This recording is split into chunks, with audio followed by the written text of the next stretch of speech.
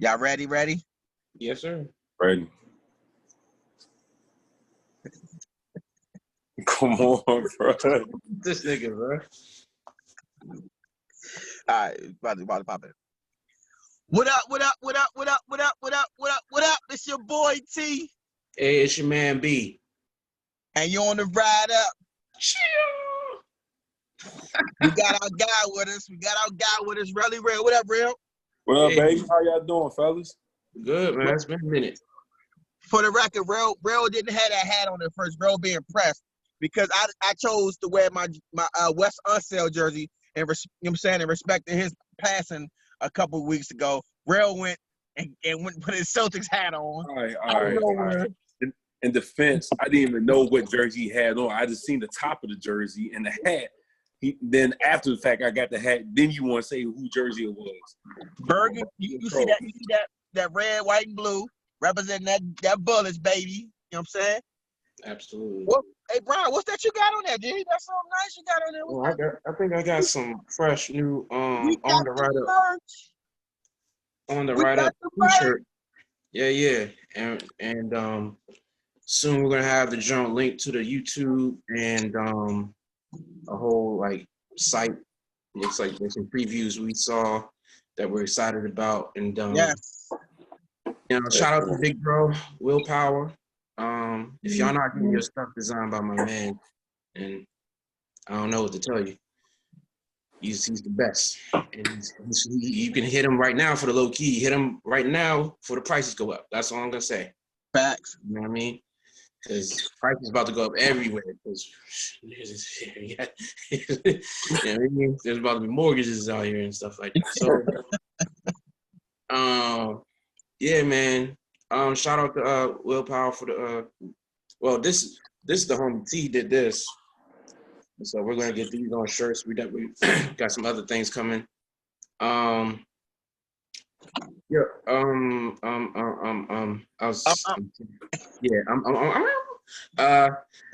out to the Linktree Linktr.ee/OTRU, where you can find all of our socials and every streaming platform that our shows on. And shout out to the cookout. You know what I mean? We're on every day, 10 a.m., 10 p.m. Shout out to Burn. Shout out to everybody up there, all the staff up there, and with the studio and the radio station. Where are we going? Oh, book shout out real quick. We don't have to talk about this, but if y'all read and y'all want to know about reparations, you need to pick up a book called From Here to Equality by Dr. William Darity. It is the quintessential book on reparations for African Americans, Black people in this country. That's we don't have to talk about that. I'm just putting that out there into the atmosphere. Okay. It's gonna be on my library shelf when I'm setting everything up, and it should be on the front of every Black American's mind, and tells you how we got here and how we need to move forward. So, from a very, very smart man, professor at Duke, PhD, all that. So, yeah. Season 2, episode 10. It's episode 10, season 2. It's the Dennis Rodman, the Worm episode. San Antonio. San Antonio. That's bad boy. That's bad boy Robin. Oh my God. Bad boy Robin. He was better in San Antonio. He got rings in Detroit. That's true. That's true. I like your hat, Rail. No. I don't like your hat. Your hat's trash, bro. That green is trash. Look at his hat. Oh, he changed his hat? Oh, okay, my bad. His joint didn't come up. Man, get this fake whiskey, man. Get this fake. That's a way better hat, man. That's a way better hat. That's a beautiful hat. The W. Hey, don't hate on the best franchise in the NBA. 17 of them things, 17. God. You got all those before the 80s. Within my lifetime, I've seen one of those rings, though. You know, I don't think y'all Just seen. one. That's it. Just one. Y'all didn't see one. Y'all didn't see one. Just one. Yeah, but we also didn't say that the Wizards were or the Bullets were the best franchise. We didn't say that. Hey, bro, I support my team, man. No doubt. No, you as you should. It's like it's convenient to root for the Celtics, based on rings. And like, I support my franchise. Cool.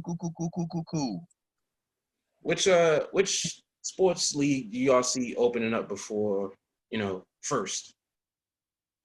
The NBA is gonna be the only one to open up. Mm-hmm. I agree.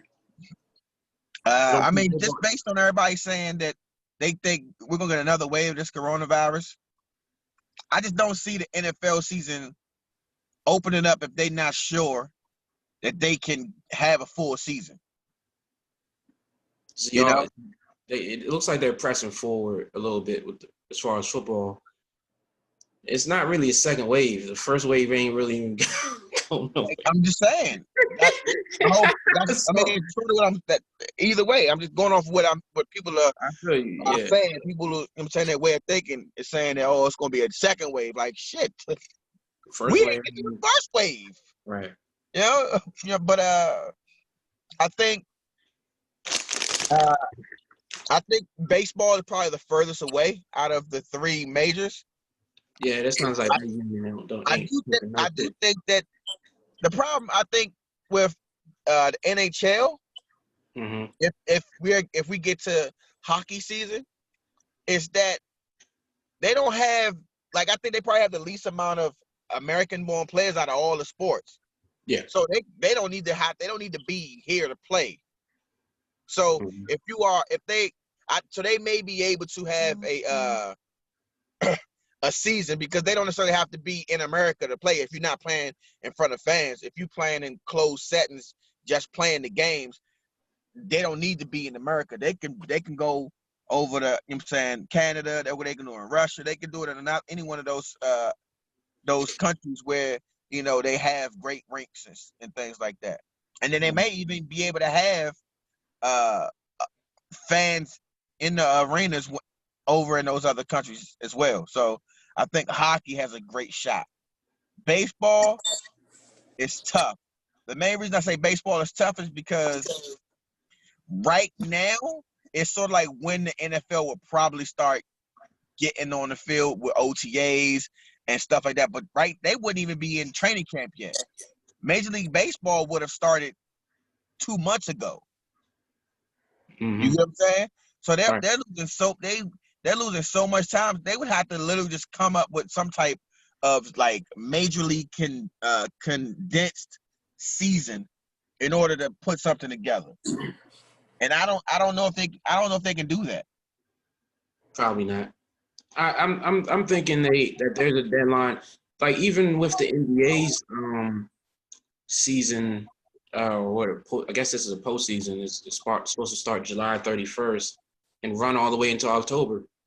So I don't even know what that says to the next season. Like when do they start?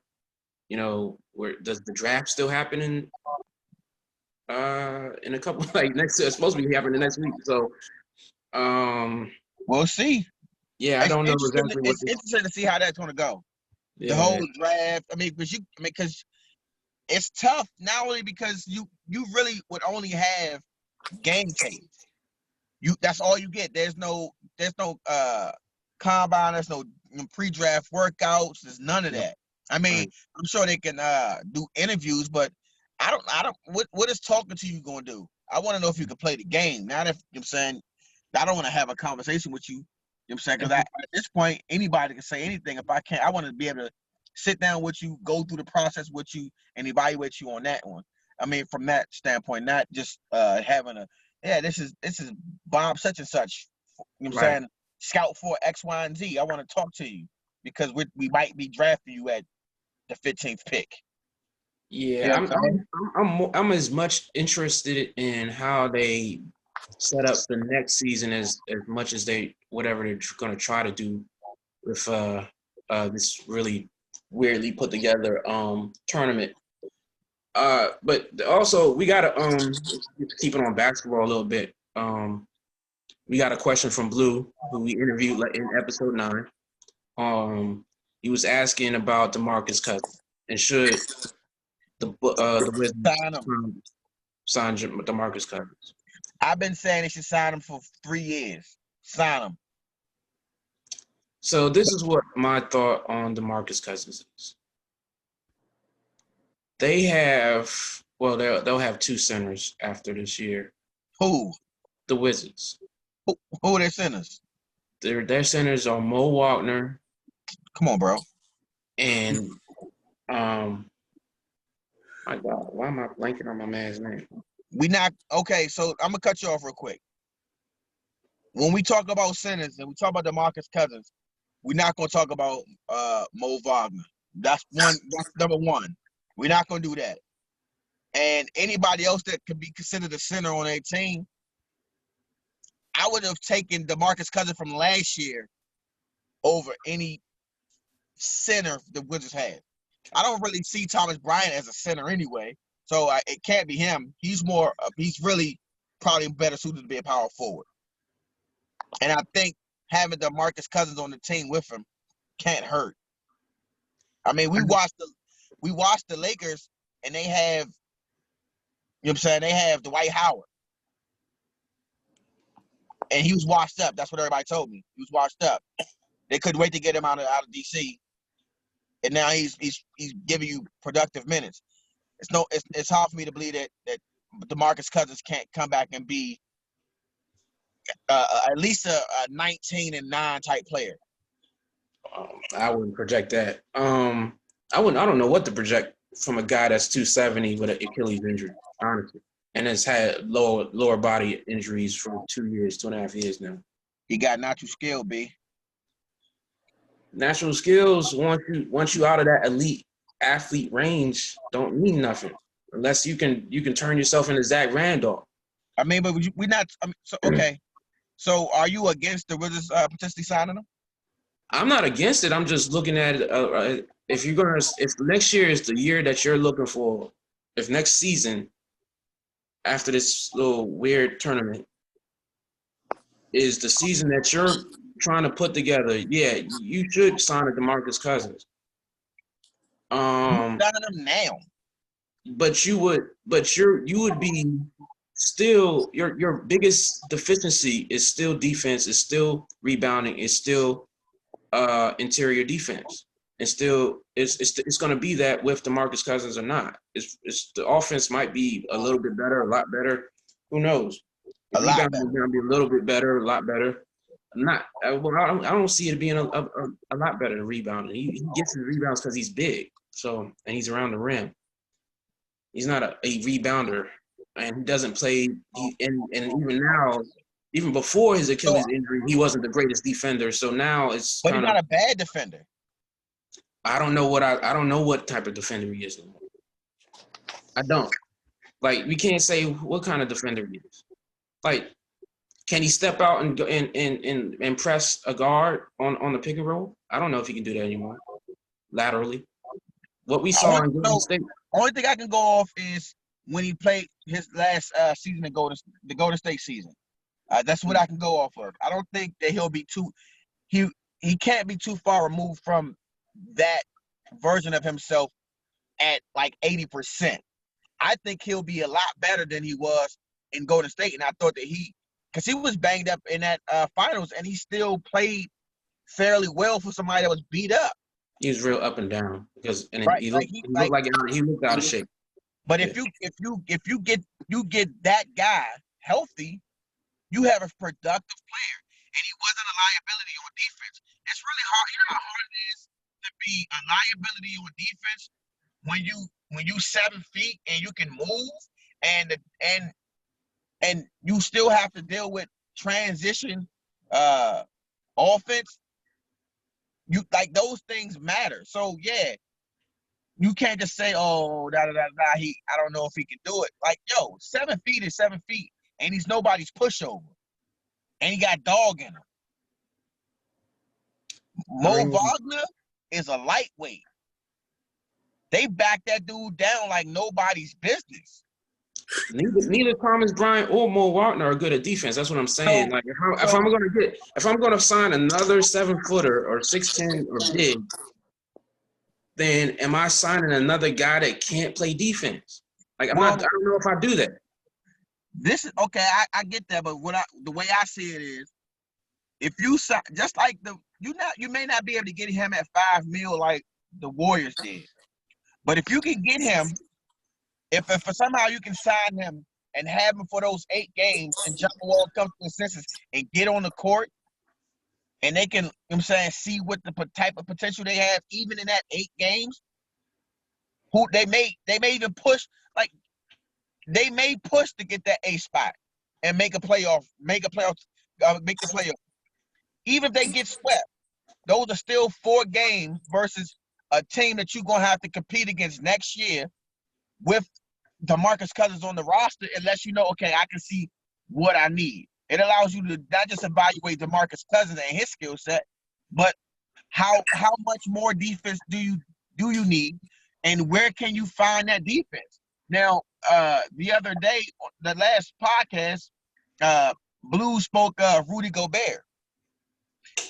Rudy, I think could be an answer, but he's not going to be cheap.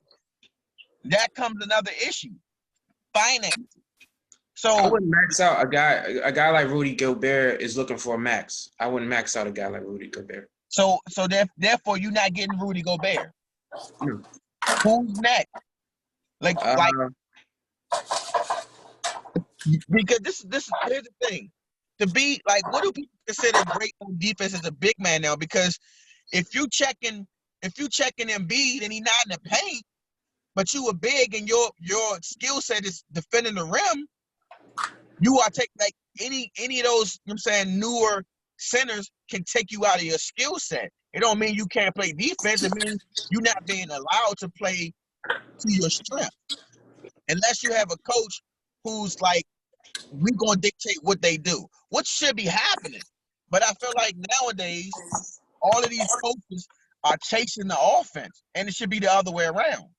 It should be the other way around. And when you think about any other sport, especially football, like, yo, you take what the defense gives you. If you got a great defense, I'm not giving you nothing.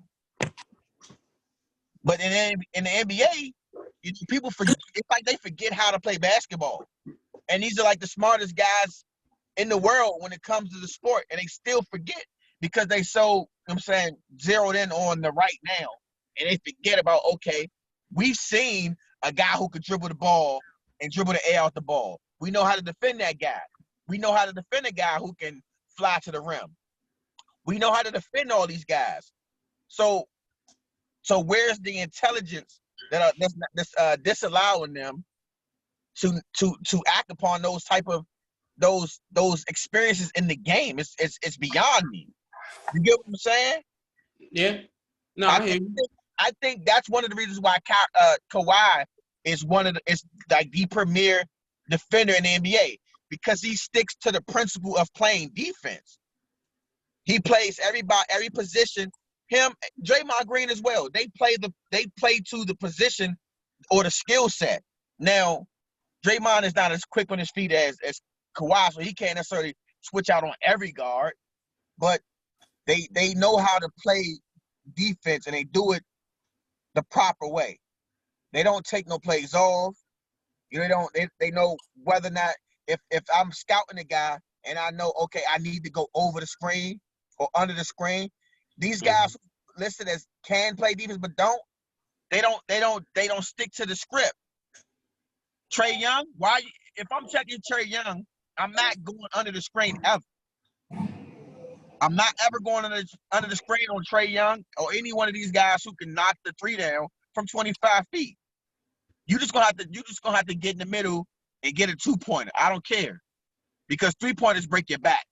Mm-hmm. You know, and but it's to get back to the markets. I feel like the biggest thing for me about the Wizards, I don't really care if we sign them or not. I don't care if they are participating in the playoffs or not, or any of those things. What I care about is that Tommy Shepard truly evaluates Scott Brooks and makes a decision whether or not this guy can be the coach going forward. Because thus far, I haven't seen that he can be. Yeah, I agree. That's the biggest question mark, other than John Wall, with the organization. Is Scott Brooks gonna be the guy? And it looks like they're gonna, you know what I mean? They're gonna go into this little playoff tournament and then go forward with Scott Brooks. I don't even see how. I don't, until we can figure out what the off season looks like in October or November, whenever that's going to happen.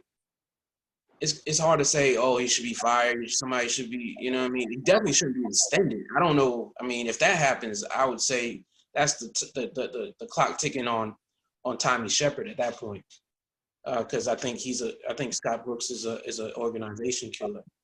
You got coach killers, and he's an organization killer. What made you say that? I think, well, if he his offense is limited to the athletes that he has, and I just don't think he gets the 100% out of guys. Like, he had 3 great athletes at the Thunder, and I'm not trying to put that all on him while they didn't, get past his injuries. 4. He had Yes. 4. Yeah, you might want to say you could say he had 5 if you count Steven Adams. And Ibaka. That was the 4th one. Oh, I thought, okay, it's Harden. Ibaka, Steven Jackson, right. Steven Adams, Reggie Jackson. Yeah. Those are borderline guys. Yeah, so I don't trust Scott Brooks, and I don't think they should. And hopefully, they move on once his contract is over. But we'll see. That's an interesting question. So, since we're talking about basketball, yes, let's get into it. All right. Last couple of weeks, there's been a debate about whether or not the NBA should start at all. Kyrie's been at the forefront. He's been the epicenter of the whole conversation about whether or not they're going to be a distraction to the movements that's happening over this country, or should they just stay out the way? And he's getting attacked. I think it's a fair question to ask, but I see that he's getting attacked from the media, the same news media that needs sports to make a living off of. Let's remember that. And then there's other players, and I get there's some very, very valid opinions that say they should start. Like the guys that are making the minimums, that are still trying to even get a spot. What about those guys? Like Kyrie's set for life. LeBron's set for life. Those guys are set for life. So there's some guys that are like, well, we should look out for the guys that aren't making the millions and millions of dollars and go ahead and get something started, or we're going to lose $1 billion. The NBA, the league's going to lose billions of dollars, and who knows what kind of shape they are in, going into 2021. So it's an interesting development they've put, that Kyrie's in the center of. I don't know if he's the only guy that's on that side, but I do agree. It right now, because there's no distractions, everybody's out on the street. More white people are out on the street than ever. They wasn't doing that when Mike Brown died. So it's interesting to see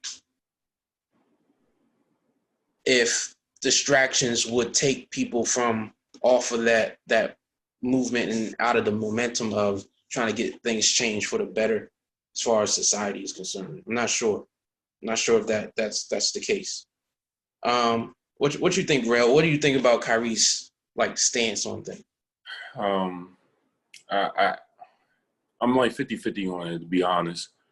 I definitely see why people want, the NBA to pretty much put things on pause. Because like you said, it can be a distraction to everything that's going on, trying to, fight for, the whole Black Lives Matter movement and so on and so forth against police brutality. And then, I do understand that there's a lot of players that they're trying to get their foot in the door when it comes to the NBA. Should I don't know. I think, but in a way though, I feel like the season should start because, believe it or not, a lot of athletes are the platform, for putting this type of stuff, on social media or whatever the case may be. Like you can still have a voice, even though the season's starting. Like just take the Colin Kaepernick, for example. When that whole situation happened, you had a lot of people, taking knees during the national anthem. Everybody didn't agree on the message, but the message was getting across as to what the purpose was, So that I think the NBA season should start. And then, on top of that, I'm tired of being in the house, seeing those sports, man. Like, so if you was in the league, say you was in the league, you wasn't superstar status, but you know what I mean, you're making a living, you got your second contract, you'd be like, man, let's just start it up. Let's get things started. I think that's a fair assessment that there is a space to operate while you're playing, as far as, furthering things as far in exposure. Right. I don't know how much, I'm trying to figure out how much of what that statement is like this real like self-centeredness, a little bit of it. There might be a little bit to that. Like y'all not that much of a distraction to get some, like to have people coming all off the streets. Breonna Taylor's killer still not arrested yet. You know what I mean? Right. Countless. There's a man. Shout out to oh man, shout out to Rayshard. I want to say Rayshard Brooks, who just died in Atlanta and got shot in his back twice. Mm-hmm. So things are still happening that we're all of our eyes are still glued to. Even if basketball is on, I don't think that would lessen. I think that it would just be okay. There's basketball. Right. It's because nobody's going to the games. There's still everybody's going to be on the TV. You can have it. You can watch a game on my. I was watching games on my phone this season. So, not sure how much. I get not wanting to be in the way, and I feel that he's being sincere about that. But I don't know how much of a distraction from this time right now it would be for the NBA to start. And I just think they should probably just go ahead, man, and see what happens. Not withstanding all the COVID stuff. Like, if you're not afraid, or if that's not part of your thought process, also that probably would be a bad thing too. Like if like, I don't want my family to get it, or I don't want to be around. You know what I mean? And who knows who's in? They're talking about wearing rings to monitor your health and all types of weird stuff. So I'm like, man, how do you know what I mean? Do I really want to be somewhere where I have to wear a ring to get my health monitored? Right. I don't know, man. That's a tough one too. Yes, the answer is yes. Yes, you want to. I mean, but it's a sticky situation. You want to know why? You want to know why? Because the platform that you have is provided by being an NBA basketball player. Period. That like. Okay, but what would the ring do though? What would the ring do? So let's say somebody does get, the COVID-19. Here's the thing. Hold up. Before you even get to that, I feel, number one, I feel like if these people are taking the correct measures, So here's the thing. Okay, like Brian mentioned it. Like you're still not having fans at the game. Like you. So they're saying it's a distraction. How? I'm trying to figure out. I'm trying to figure out how much of a distraction it is. So, are you protesting every day? Like, are you like on the front lines every day? Are you planning on being on the front lines every day? No. Then what is it a distraction from? Yeah, I don't think the people that are protesting now are gonna stop protesting because basketball is on. Like, I think that and how dense are we as people that we can't feel a type of way about inequality and police brutality and enjoy basketball and Right. enjoy football? So that means you don't go home and eat a good steak. You like good steak, right? Are you not eating your favorite meals? Are you not drinking your favorite beverage? I mean, or are you just drinking water and eating bread because you don't want to enjoy anything else while the protests are going? Like Right. you know, it's like that's just the way I'm just trying to wrap my head around. Like I wasn't surprised at the person who was in the front of it, but I was still surprised at the fact that there's people pushing back because of the social unrest. You get what I'm saying? Mhm.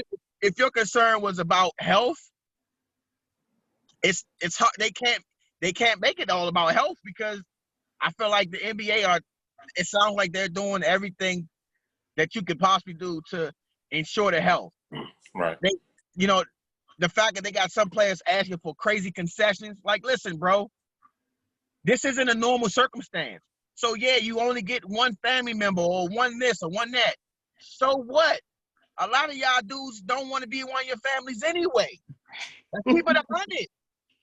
And then it's like, yo, you got to think about the prosperity of the players' side of the collective bargaining agreement and what you'd be opening yourself up to.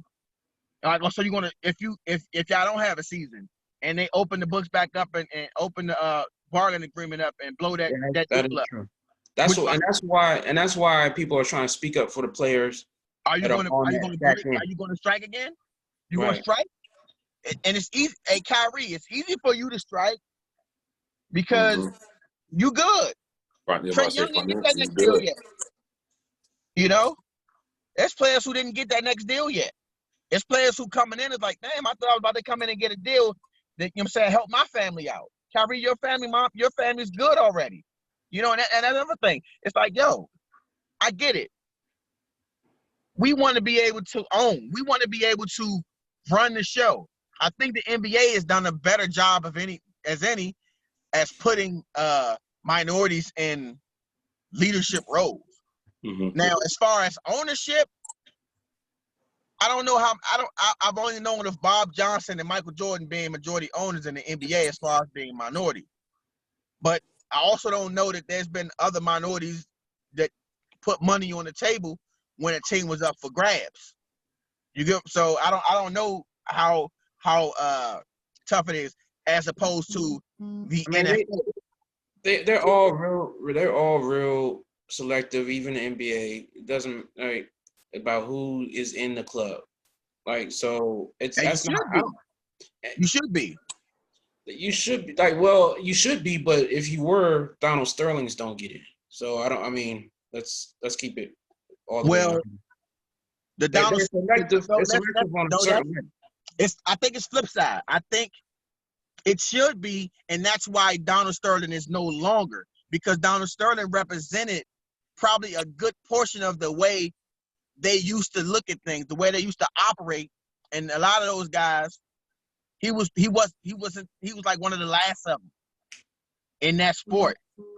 And these ones that are bold enough to say stuff like that and get recorded. Right. Right. Well, I don't feel like Mark Cuban is the same as Donald Sterling. I'm not trying to put that out there. I don't feel like Leonsis is the same as Donald Sterling. No. That's not what I'm trying to say. I'm just saying that it is a special club. If you actually like look at how many black billionaires there are, it's not really like it's not a lot, and there's a Not a reason lot. for that too. There's a reason for that, and we understand that, and so you'd have to. It's just an exclusive club to begin with, and it's built on the backs of black people. So it's hard to man, that's a whole minefield that you can walk into. I tell you what, I think the real litmus test for how far things have come along is once this current group of players has walked away from the game with their millions of dollars, and they decide, hey, we want to try to put our money together to buy a team or teams, Right. and what they're met with, what type of opposition they're met with. That'll Yeah, be the litmus test, because I'm because they're sure, the ones who actually have the money. yeah, I'm sure LeBron will be in that discussion once he's retired in the 5 years. If they bring an expansion, if they build an expansion team, maybe back out Seattle or something like that, you might hear. I pray that the NBA does not have an expansion team. I pray. Well, I mean, I'm talking about 3, 4, 5 years up. Even 10 years away from now, I don't want. Yo, the NBA don't need more teams. I don't know if I think Seattle is a perfect place to go back to. I'm not saying Seattle doesn't. You know what I'm saying wouldn't be a good place for a team. I don't think that the league needs more teams. I mean, Why do you say that? Bro, you got 4 teams, 5 teams tops. Do you really consider can be NBA champions this year or next year? You got 20 teams. That's like they not winning nothing. That's because of the. And out of 20 of those teams, 10 of them are perennially trash. And it's not just because they don't have the talent on the court. It's because they're just not well run. So unless they're going to show me that they're evaluating progress from an organizational standpoint, and saying like there needs to be a cap. If you have a team in this league, okay, you own this team. That's your team. You own the logo. You own that arena, whatever. But guess what? Your spot in our league is going to be up in jeopardy if you don't. You know what I'm saying? If your scores are crash, if your scores don't improve. Yeah, that's how they do it in soccer. I mean, it's also another opportunity for a lot of other people, especially minorities, since 80% of people in the NBA are minorities that have another chance of making money financially for their families and stuff like that. If they, let's say, like they add 1 or 2 teams, like it's more opportunities for people to make it in the NBA. So then why not have 40 teams then? Because that means the season gonna be dragged out so freaking long. It already is. It already is. People listen. I mean, it's to the norm though. Don't watch all a real. You just had your Celtics hat on. You are a diehard Celtics fan. Mm-hmm. Tell me right now that you watch all 82 Celtics games. I can't. You don't. If I wanted to. Brian, you are a Wizards fan. Tell me you watch all 82 Wizards games. No, I don't. You don't. You know why? No. Because that's not like it's so many games that even the fans take off a game unless they're like they don't have other things they got to do and they can just be available to watch. I'm talking about live. I'm not talking about going back and watch. I'm talking about watching live. Right. You know what I'm saying? And I feel like you watering the league down more than it already is. The league could probably flourish right now with 4 teams gone. The league you could chop 4 teams off right now and reallocate those players, and the league would be that much better. I mean, you're concentrating talent on fewer teams. I'm not pro or anti expansion because I'm not even thinking about it. I'm just saying I see there's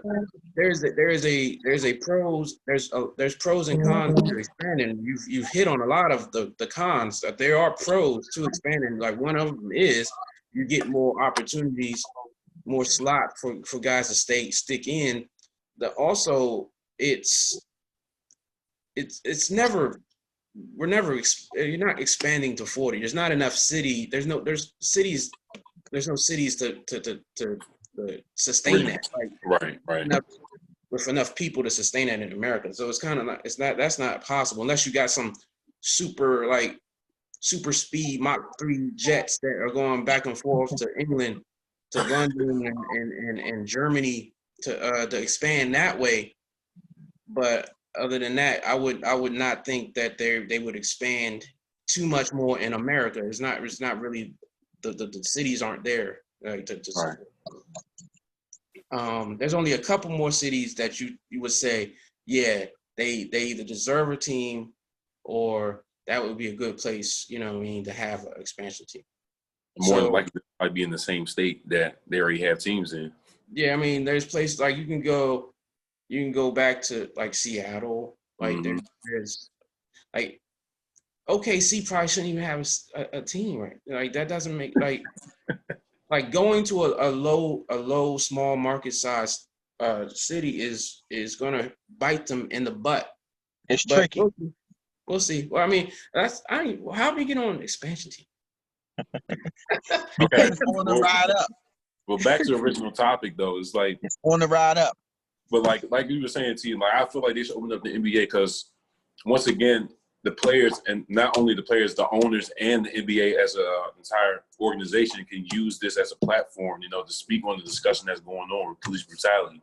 So Kyrie, I guess he kind of makes a point, you know, it can be a distraction, but not really though.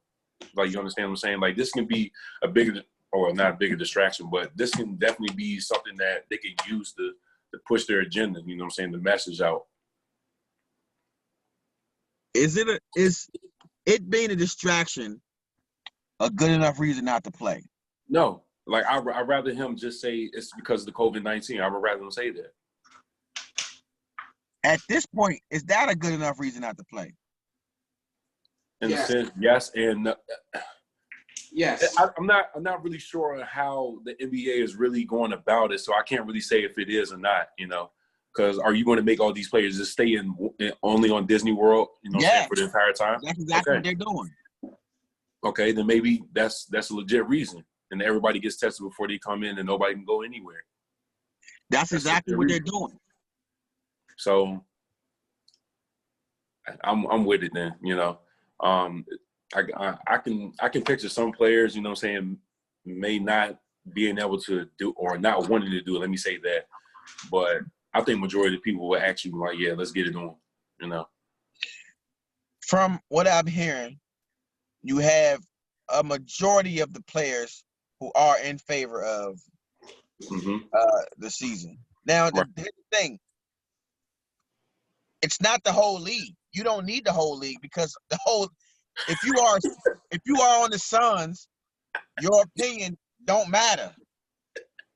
You know what I'm saying? If you are on the Knicks, your opinion, the whole Knicks team can be like, yo, I don't think the season should happen. I wonder why not. Because you're not a part of it. Right. You know? So it's like number one, you concentrating on the teams who are in the playoffs, who are going to be part of this 22 team, you know what I'm saying, structure. From what I remember, Kyrie wasn't even playing. No, he's not. He won't play. And he won't play in the garden. Yeah. Now I'm not saying that he shouldn't be speaking because, like, yo, use your voice. If you got some players under you who don't have the muscle or the cachet to be heard, and they confide in you, then by all means, be their mouthpiece. Kyrie, step up for those guys who want to be heard, and and bring those issues to the forefront.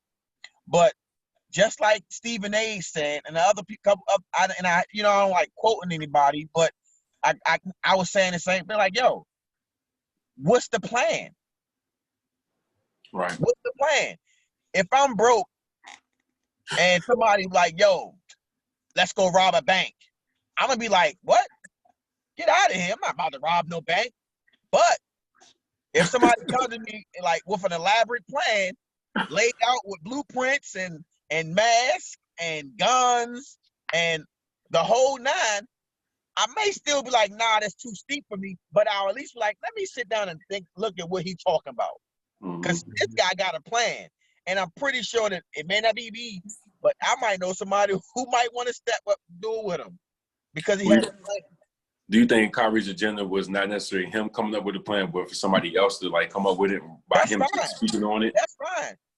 Listen, just because you have an idea don't mean, and if your idea is, even if it's just for him, even if it was just for him, I wouldn't have a problem with somebody else who he consults with or heard him could be like, okay, Kyrie, I heard what you're saying.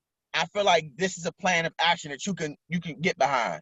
And he can look at the plan of action and be like, yeah, you know what, I like this. And you know what, but I don't like that right there. And I need this concession. Or I don't like that. And I feel like we need to X for that. That all that's fine. Right? But you gotta follow it up. And that's the next step. And I feel the sad part is I feel like because people want everybody to agree with them. So when Kyrie came out and spoke against playing, nobody, you know what I'm saying, gave benefit of the doubt. They were just straight jumped on him. Like, whoa, wait a minute. He may be on to something. We were just so quick to say, let's go play basketball, that we didn't think, oh, you know what, we got power. Let's see if we can use our power to further help the cause. Right. You know, since we don't want to just shut up and dribble, we gonna dribble and talk. Right? And that's another thing. It's like you can't get offended when Laura Ingraham says shut up and dribble. Okay. So you don't want to just shut up and dribble, right?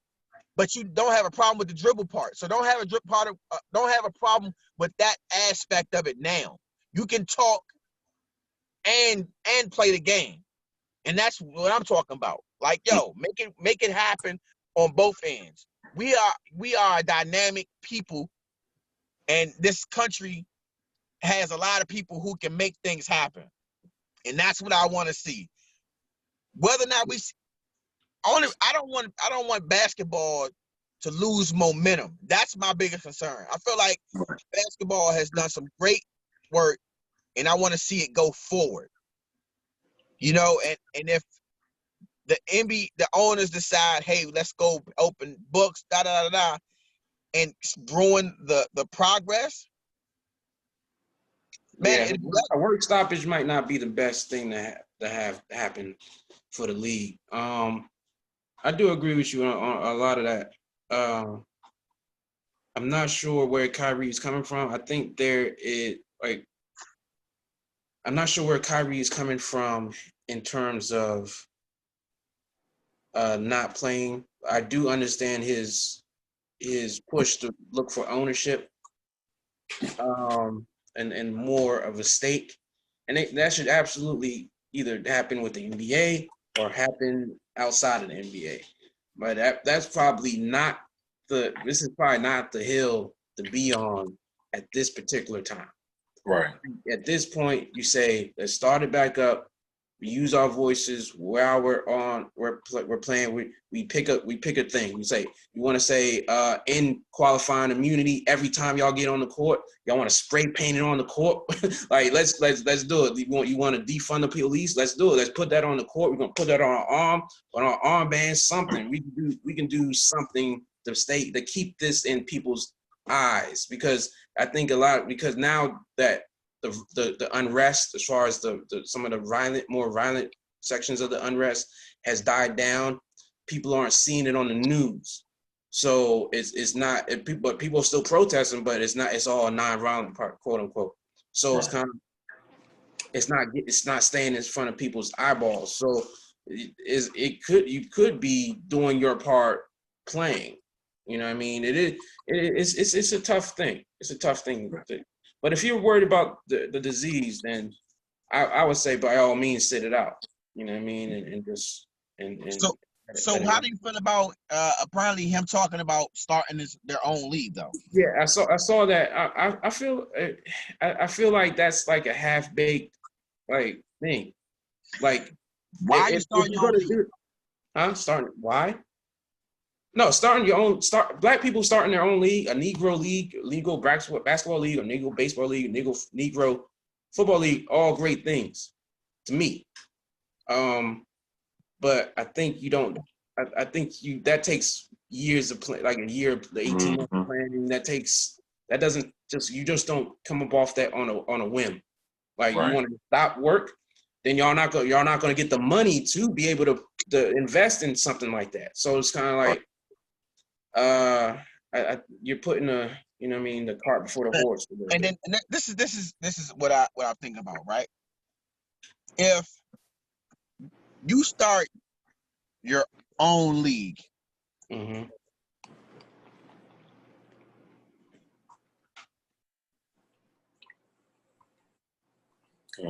Okay. Well, this is what we're going to do. if you start your own league, who's your competition? Mhm. They're gonna get star players. The I agree. NBA, right? Yeah. NBA. Yeah. So at the base level, it's sort of idiotic to even utter that shit in public, especially if it's something that you're just trying to think about right now. And this is why. If I know that I might have to fight real, just gonna size you up. I'm not gonna say to you, "No, I should bust in your motherfucking face." I'm not gonna say that. Why am I not gonna say that? What did that do? It gives your Right, guys, get it. time to react Mhm. in a way that Exactly. that So is it's like, and what you gotta understand is the people who run the NBA, they aren't one and done basketball players. They're college educated lawyers with degrees, a lot of them, especially Adam Silver. And they worked under David Stern, who was another, very accomplished lawyer. So they have lawyers. They have people who dissect all these things. So do you think that they haven't already anticipated 10 years ago? Hey, at some point, somebody might want to try to make their own league. Unless you are in partnership with the NBA, you're going to have a hard time. Yep. Think about you think Ice Cube was the first person who wanted to have some type of league where you would include NBA players, whether or not they're former or not? That's not happenstance. You think they didn't get a blessing from the NBA to get that big three off? If the NBA felt threatened by the big three, it would not be running right now. I don't care how gangsta Ice Cube think he is or is, how many records he sold as a as an NWA member. You know what I'm saying? There's no Vaseline diss record that could outdo the NBA if they wanted to snuff you, because all they had to do was launch their own big three. They got the networks already. They got the shoe companies already. They have the farm system already. But they let you live. So that you're saying that's a monopoly. No. It's not a monopoly. It's not a monopoly because you can go overseas. You can still have your league, but where's it gonna be? So what I'm saying is, I'm not against it. I just bro, if everybody tell me these guys are smart, all right, act like it. Show me you're smart. Make smart moves. That's not a smart move. Even if in theory it's a great idea and could be executed, there's strategy that needs to be involved. So great. Another great example. Coaches, general managers often trade players, sign players, cut players, and build teams, right? And if a coach, if a team traded, when the Celtics traded for Kevin Garnett and they traded for Ray Allen, nobody bashed the players. They might have been hating on the Celtics because they just got two all-stars on their team, one of which was conveniently coming from a former player for that team, but that's neither here nor there. What I'm saying is LeBron James, Chris Bosh, Dwayne Wade privately structured their contracts so that they will both be, all three of them will be up for renewals at the same time. They didn't think about that yesterday, and then today, look where we are. Right. That's strategy. Right. Do you think that if they would have been talking about that in public beforehand, yeah, I'll give you that. No, it's probably Pat Riley. Pat Riley would have been like, nah, Dwayne Wade, I'm gonna look and see how many years he got. You can't get that deal. And they would have held fast to it. Now you can't get that deal. Right. They would have tripped him up somehow or some way. Whether if it was a slight hindrance or a complete derailment, they would have. Or I'm not gonna say they would have. I'm not gonna put that negative energy on them. They would have been able to. So my thing is, why would you even give somebody an opportunity? Because maybe not everybody does believe in black people, you know what I'm saying, winning in that level. Right. You know, Mark Cuban, listen, I love seeing Mark Cuban and all the progressive owners, but it's a lot easier to be that guy when you are profiting from these players. How much of that would be still in place if now they're potentially your competition? Mm-hmm. Another spirit is going to come out and you're going to try to snuff them. Right. I hear you. And it's business. It's not personal. You can't take it personal. It's all business, because that's what you're talking about. You talking about ruining some. You will basically ruin their business. If all the black people who are worth salt made their own league, which would be beautiful, the NBA would not exist anymore. Yeah, facts. Because nobody, I don't care how good Jokic and Doncic is, you couldn't put 30 teams together looking like that. It would look like a team from overseas that nobody want to watch on TV. Right. I mean, facts. I'm not. I agree with you. There's just saying something like that's an offhanded remark about not playing. Oh, we should do our own league. First of all, y'all in contracts. That it's like they come back and get your money. Yeah. Like, there's a bunch of things that go into that, and I just don't think. It's not smart to just openly say that. Yeah, I want to start my own league while you're at the cliff of not having a whole not whole season, 3/4 of the season and a playoffs against your competitor, or potential competitor. So yeah, man, I didn't take too much stock into that because I know he's not gonna be, you know, the commissioner of whatever league that's happening. Like, I believe he's the vice president of the Players Association, all right? Yeah, he is. They're the second weakest union in one of the worst run unions in sports. So I don't know. I don't know how much that stock I put in that. I got a good example for you. Think about this. Rich Paul is like the last non-college graduate that's going to be an agent in the NBA, right? Mm-hmm. Why do you think that is? It's because of relationship. Listen, being an agent ain't got nothing to do.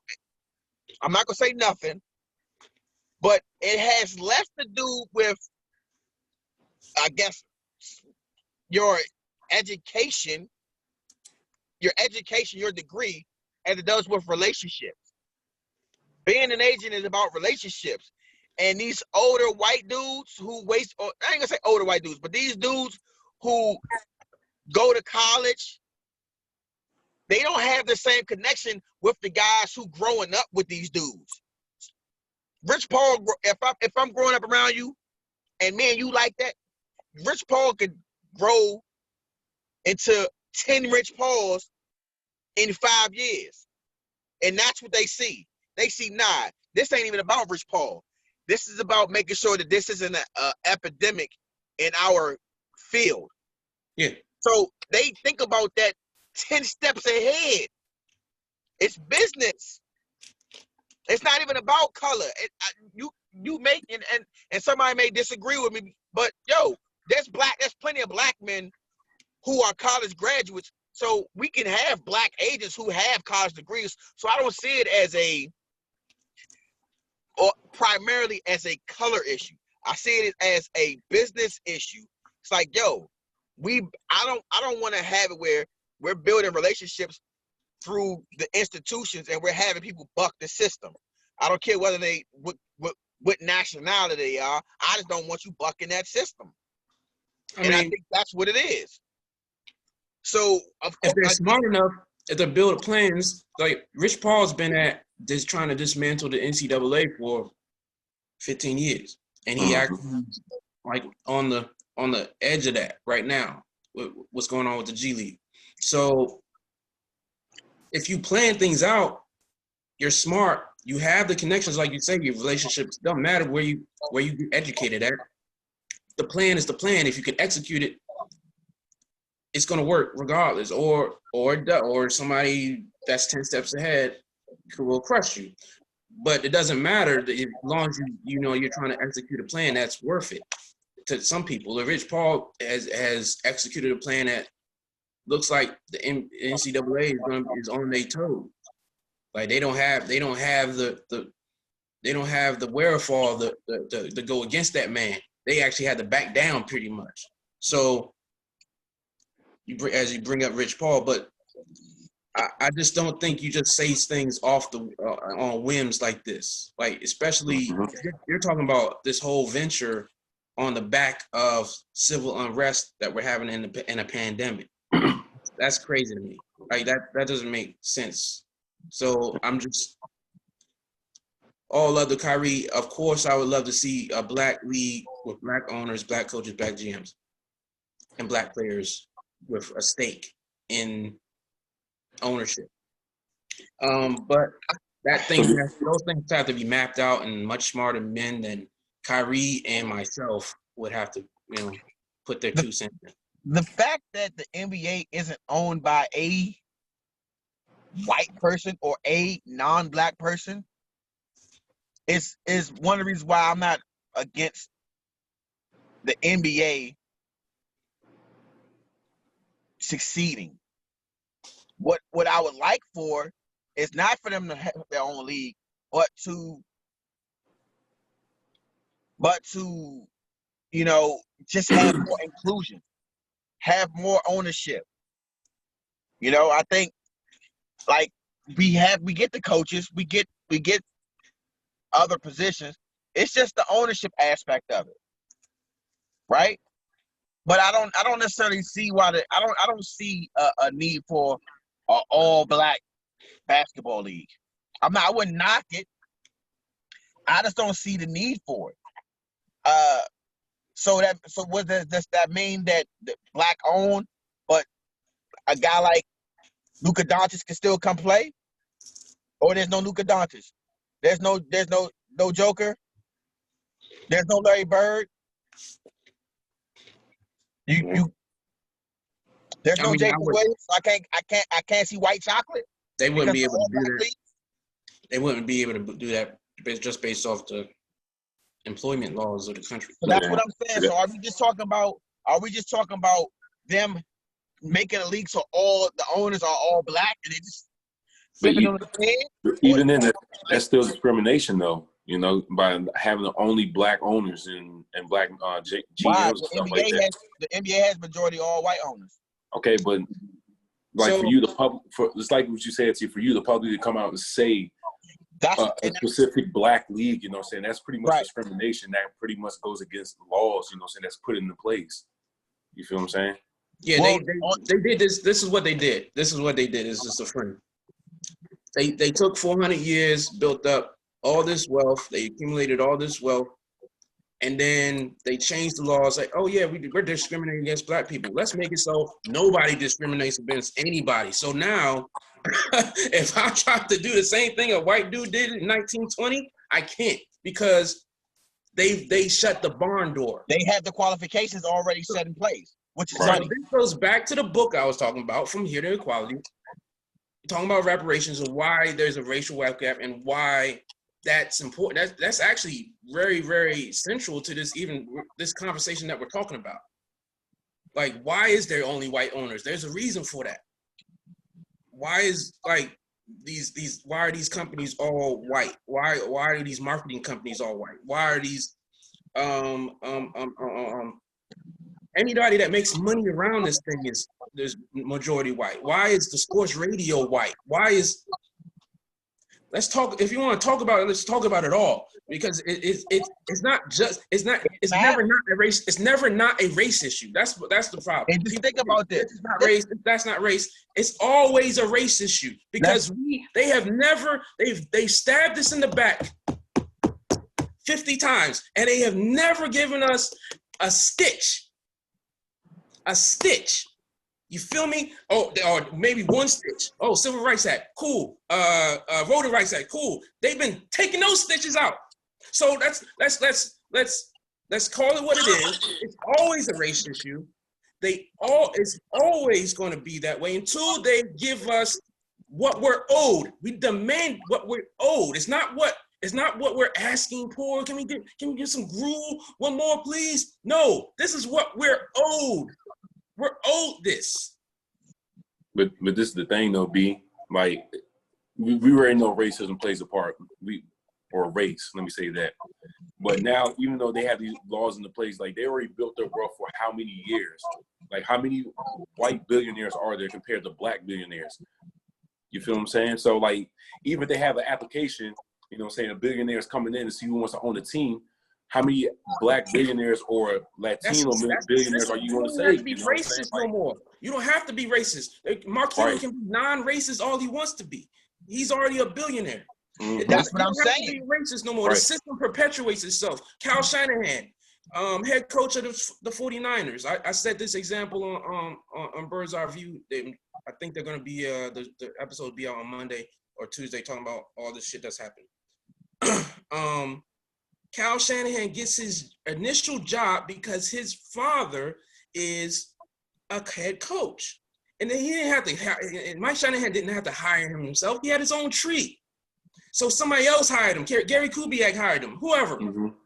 Hold up. Let me add to that.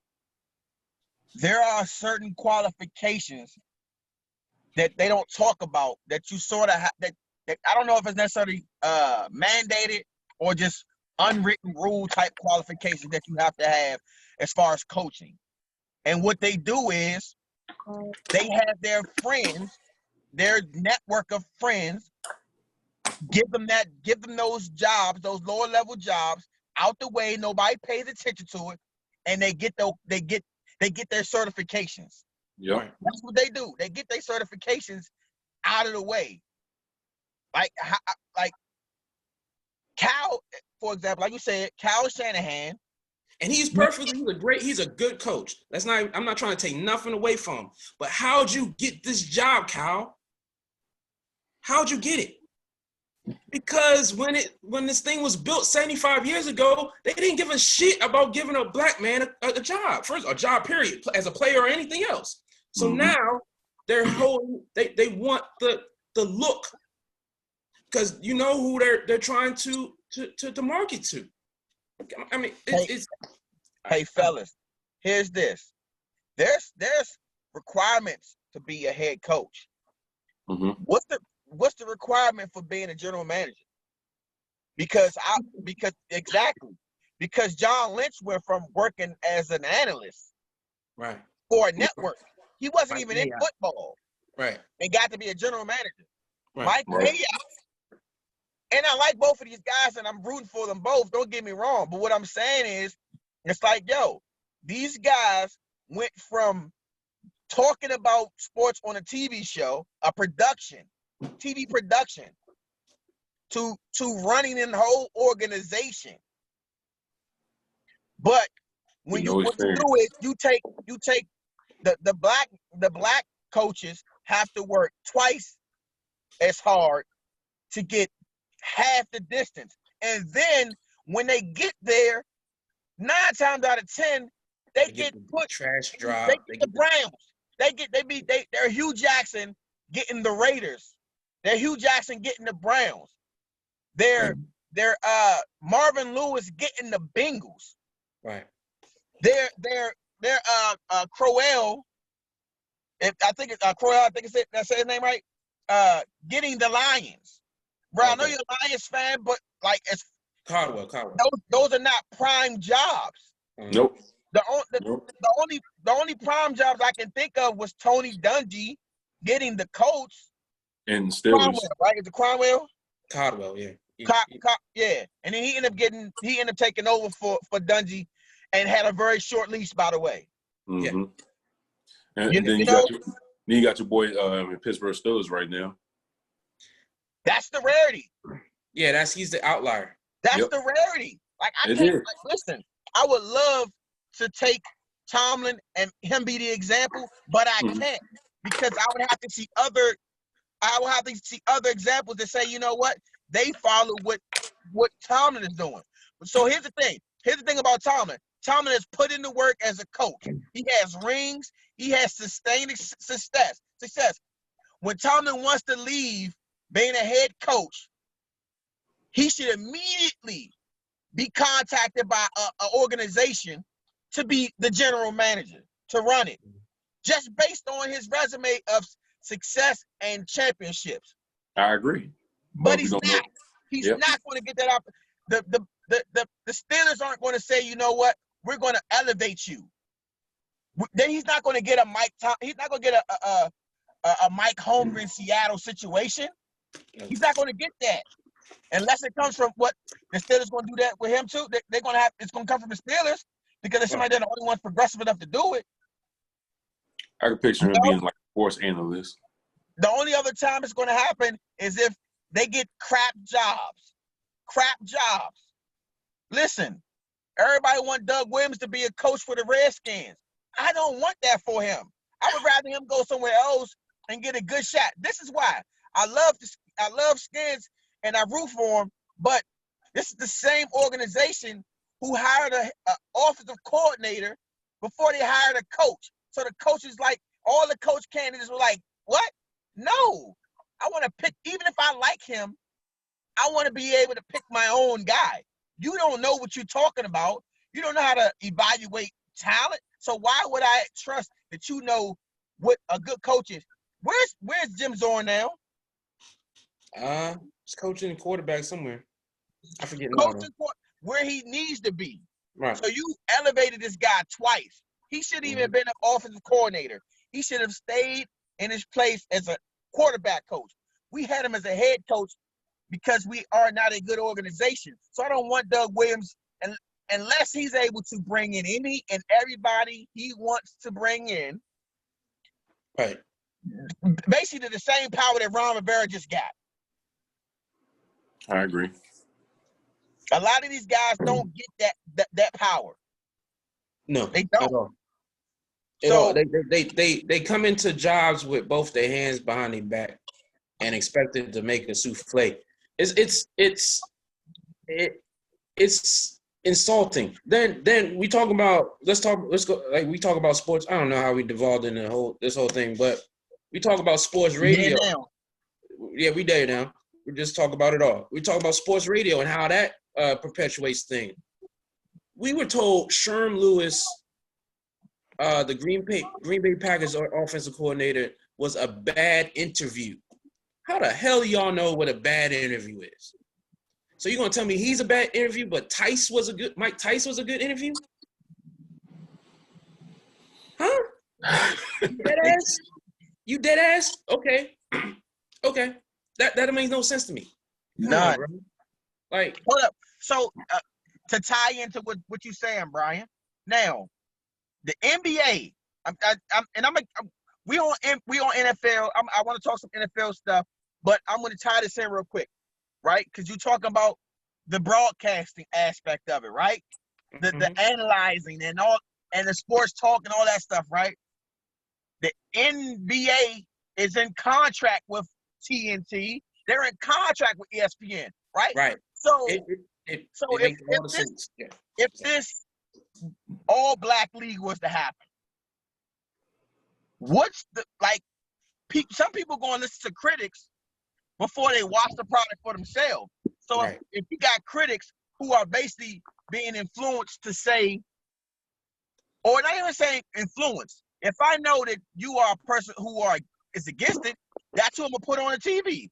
If I'm ESPN and I know I got a douchebag like Will Kane who's against it, I'm not gonna put Stephen A. in front of the camera every time. I'm gonna put a bunch of Will Kane or somebody, and I'm not saying he's against, giving an example of somebody who may be opposition, right? To just denigrate this all black league. So everybody's gonna be like, oh, I ain't watching it. And guess what? People who are so used to following what they hear on TV, it's gonna be black people who won't watch the league and they'll just go off what they heard. Right. So if you don't go about it the right way, listen. What's my guy's name? Byron Allen is fighting right now for a station. Yeah, he settled it. All those things matter because we can control it. If we can control the content, we can control the narrative. But if we can't control the content, then we can't control the narrative because they can basically. I mean, how many times have you heard a player say, "Oh, they took that out of context"? Yes, they did because controversy sells. So why would I? If I said, "Ha, just joking," but you left that part out. Why would I put it in? Why would I not do that if I want to start some trouble? All I said was, "Here goes the quote," and I stepped away and let y'all butt heads now. And then you came out and say, "Oh, well, it was misquoted," and then all of a sudden now I released the full statement with the LOL, ha ha ha. That's my guy. You get what I'm saying? Ha ha, that's my guy. Like those things have actually happened. Right. If you know what, we don't want. Come on, we are so upset about the Golden State Warriors and how they put the NBA on its head. You don't think the media, played a big role in breaking up that camaraderie? I mean, they were close enough to KD that they went to the Hamptons and talked my man into coming to Golden State. You mean no, they was that cool then to the point where they won rings together, and one argument on the court broke that up? One argument over me not giving you the basketball? Come on, bro. Come on. That's all spin. That's all batteries and backs. That's all that is. So you right, the sports talk, you know what I'm saying, plays a part in it. Especially when they get money making us look stupid. On one, they'll be like, oh, you know what I'm saying? Stephen A will say, oh, these guys are smart. Right? And they are. But then you'll have somebody else, you said, poke the bear and make them look ignorant, make them look disgruntled. You'll get a guy asking, you know what I'm saying, Russell Westbrook a dumbass question, and you'll get a perfect meme like, what? You niggas tripping. And that'll be his persona. You won't have any clips of him answering a question eloquently because that's not going to sell. All you get is that one clip. What? You niggas tripping, right? How many other interviews have you seen with Russell Westbrook, except for the ones where they were talking shit about him when they lose? And KD had this like, yeah, don't disrespect this dude. He's a dog. Don't disrespect him. He's a dog out here. You know what I'm saying? And it's crazy.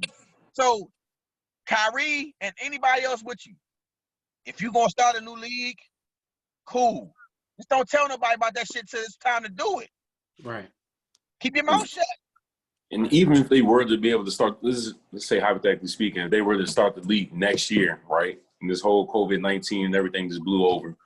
Like, bro, you're competing against the NBA that's been around for how many years? It's going to take years to even get halfway to where the NBA is now. You talking longer than halfway because not only are you dealing, because you're not just dealing with the NBA, you still dealing with the colleges. You still dealing with the shoe companies. the Agreed. networks, the apparel Agreed. companies. Hey, You know bro, what I'm saying? Like you don't know that if I'm hearing I'm hearing rumors that they about to start a league. Hey, New Era, Mitchell and Ness. If you want our product, we need to be exclusive both ways. Mhm. You can't do no other leagues. You know what I'm saying? Apparel. Right, and then So put we're gonna have the All Black League. We're gonna have the Kyrie Basketball Association wearing Russell athletic jerseys. right. All right. Yeah. We're gonna have football jerseys. We gonna get a contract. Seriously, are we gonna give the contracts to black owned apparel companies? Mm-hmm. Which one is it? Is there one that we know of? So what you gonna have a black owned league with white owned jerseys? Like how pro black? That's all I'm saying is, and when I say this, I'm not knocking. I know my tone may sound like I'm knocking them.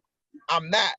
What I'm saying is, I need you to think all the way through before you say something to me. Yeah. I shouldn't be like, I'm a regular motherfucker. I shouldn't be hearing none of this shit right now. When I should hear about it, it's when it's already about to happen. Right. That's when I should hear about it. I don't have any inside sources. I'm a regular motherfucker. We some regular motherfuckers.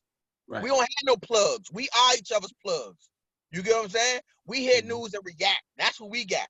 I can't get on the phone and hit up, you know what I'm saying? Now I got Swiss number, but that's a different, you know what I'm saying? That's different. All right, shut up, Brian, goddammit. But what I'm saying is I can't hit KD up and say, yo, KD, what's going on? Give me a quote. I can't do that.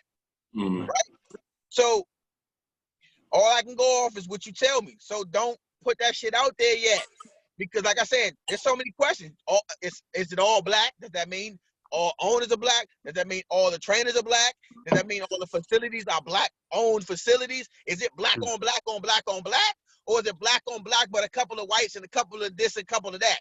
With like, how black we talking? Right. You know what I'm saying? Because when you go all black, guess what? Everybody on the outside looking in gonna be rooting against you. Because they don't, listen, Black Lives Matter, yes, they do. But this is black business, and when we're talking business, that shit don't go the same all the time. Yeah, I'm with you. I don't want you to get shot and killed undeservedly by the police. I don't want you to lose out on a job if you qualified. But I'm also trying to get my money too. So if I'm not black and I'm a baller, I'm trying to see the NBA prosper because that's where I'm gonna go. You get what I'm saying? I'm not gonna wear a big baller brand because Nike giving me a deal. You know, so how black? All I'm asking, Kyrie and whoever's on your team, as far as that whole black owned, how black we talking? Are we talking black on black on black on black on black? Or we just talking about black owned? So like sort of all black owners or majority black owners? What are we talking about? Or are you just one of those people where you just are you putting a LeVar Ball where you want to just, you not getting your way, so you rather say, I want to own my own shit because you can't take not having your way. Is that what it is? And you also got to think about the contracts these NBA players are making. Like, if I'm making $130 million in the span of 5 or 6 years, am I really going to go down to the possibly making what, $60,000 a year? That's Let that sink in, bro. Let that sink in. That's another thing Kyrie has to think about. Like, bro, are you willing to take that pay cut? Ask yourself that first before you go out publicly and just say stuff like this. Because they definitely not gonna lose. Just, I mean, if you walk away from your NBA deal, so Nike, you think you really about to get a Kyrie number 8 to not be seen? Right. Yeah, so bro, if all the black players decided they're not gonna play and got their own league, I swear to goodness, LeBron would be lucky to still have a shoe. Facts. Everybody be in the NBA wearing Jordans.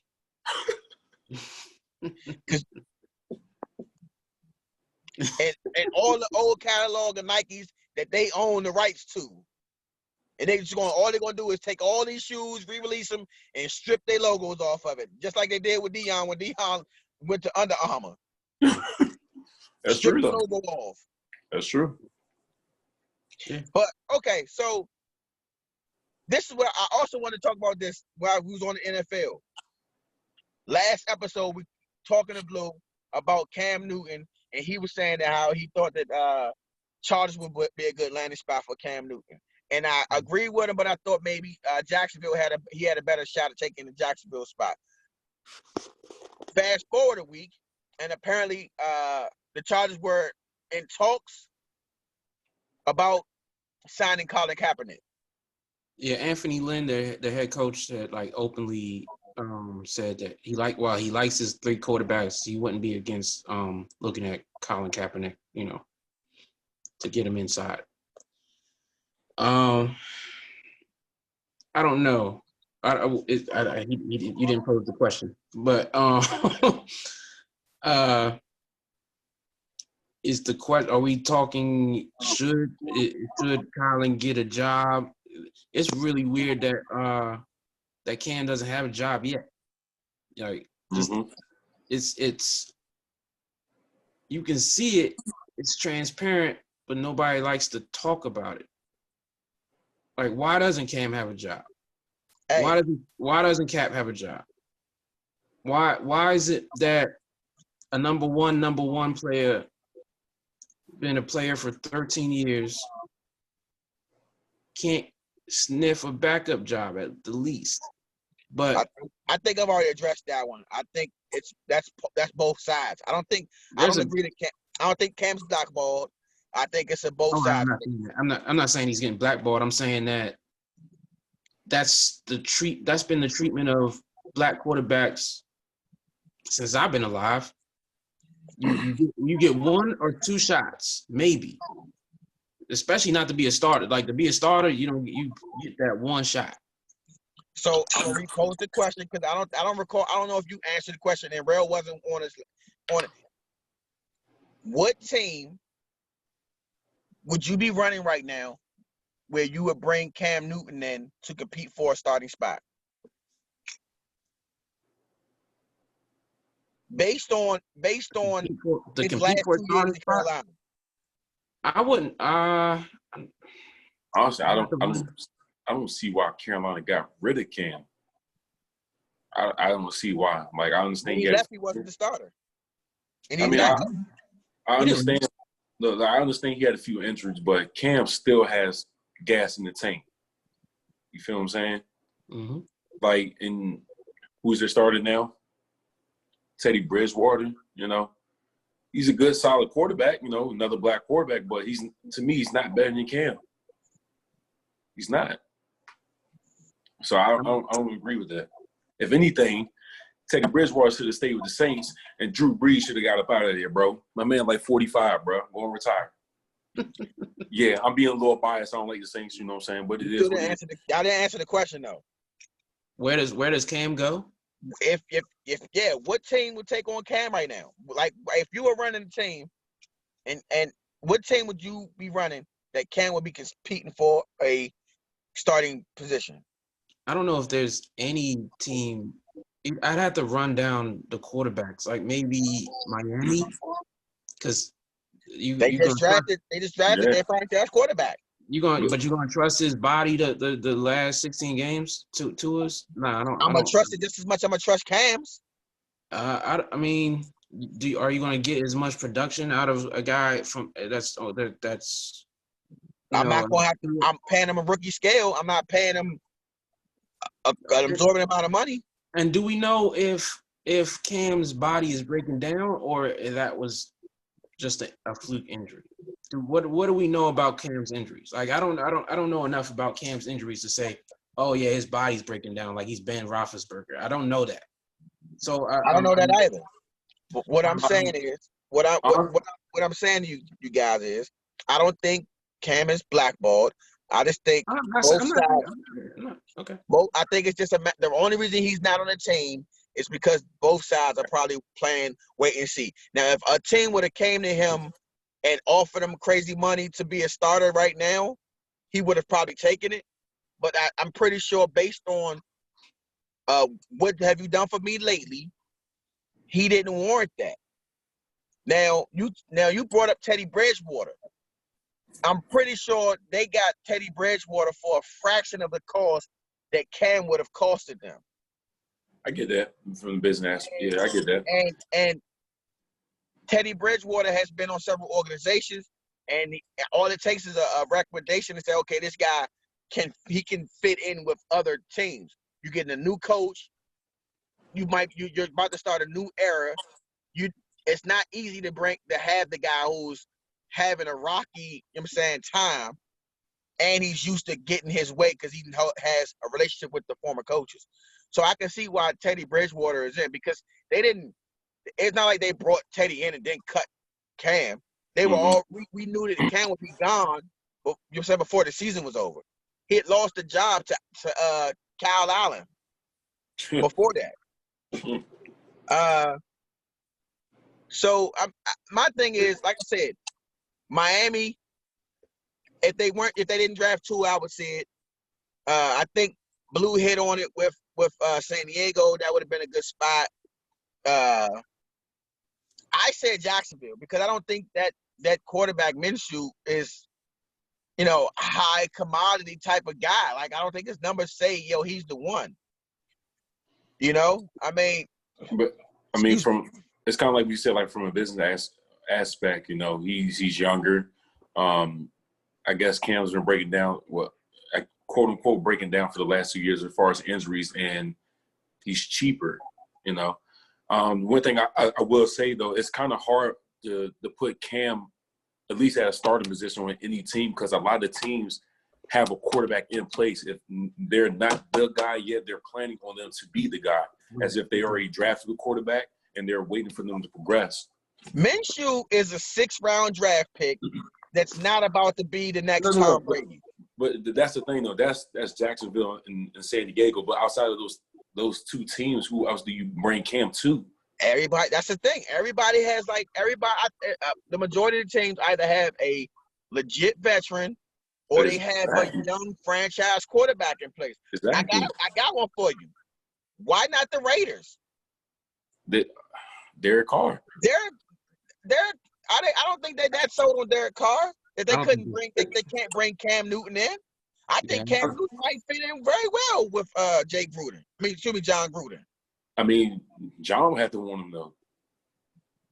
That's the thing. He's not going to want. John's not going to want to run what Cam needs to run to be effective. That's why Derek Carr's not been great.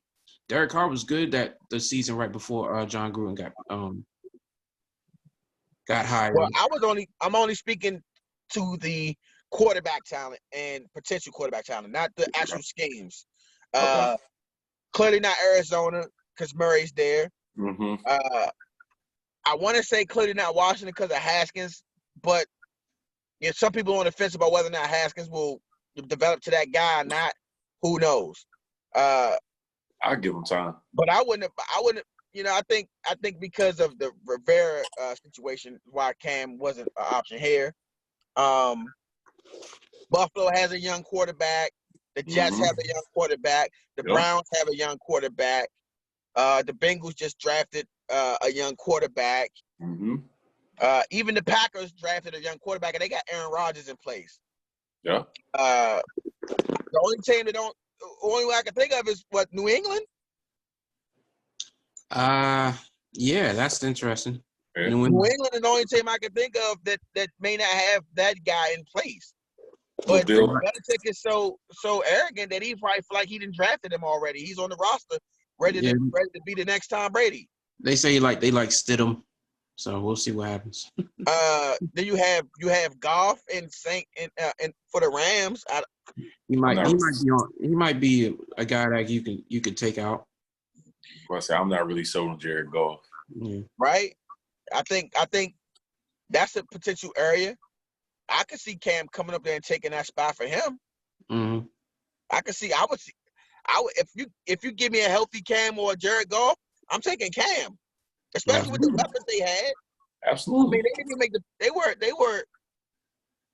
were a Super Bowl contending team 2 years ago and then missed the playoffs last year. And a lot of that had to do with the quarterback play. Yep, I agree.